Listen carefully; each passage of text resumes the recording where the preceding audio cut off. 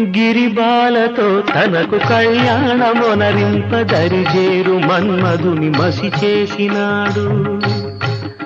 వాడినేది కోరేది వరగర్వమున మూడు లోకాల పీడింప తలపోయు ధనుజులను కరుణించినాడు.